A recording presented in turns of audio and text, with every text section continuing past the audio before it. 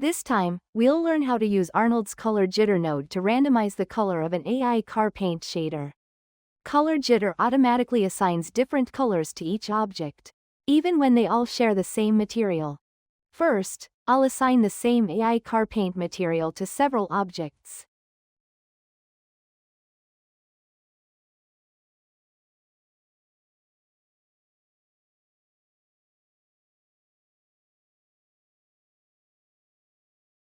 I'll increase the flake density to add a subtle metallic sparkle. After rendering, you'll notice that all of the objects have the exact same color. Now, let's connect a Color Jitter node to the base color input of the AI car paint shader. You can easily find a node by typing its name. The input parameter at the top is where you connect the base color or texture that will be modified. You can either choose a solid color or connect an existing base color texture. At the moment, nothing changes, but the options below will introduce the variation. Next is the type option, which determines how the random colors are assigned.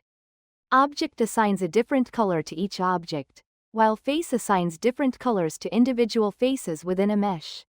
This is useful for materials like tiles or bricks. For this example, I'll use object mode. Next are gain, hue, and saturation, which control the range of color variation. Each parameter has min and max values. First, gain controls the overall brightness range. If both min and max are set to 0, there will be no brightness variation. Increasing the max value to 1 introduces subtle brightness differences between objects. Next is hue, which controls the range of color variation using values between 0 and 1. Setting min to 0 and max to 1 randomizes colors across the entire color spectrum. On the other hand, if you only want subtle color variation, it's best to use a narrow range, such as min 0 and max 0.1. Finally, saturation controls the variation in color saturation.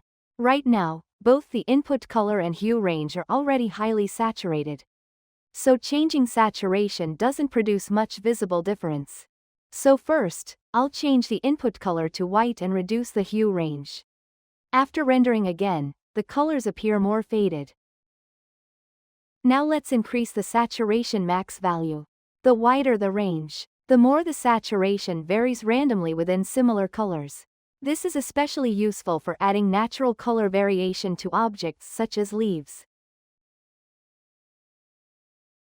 Finally, seed changes the random distribution pattern. Changing only the seed value generates a new random arrangement while keeping all of the existing ranges the same.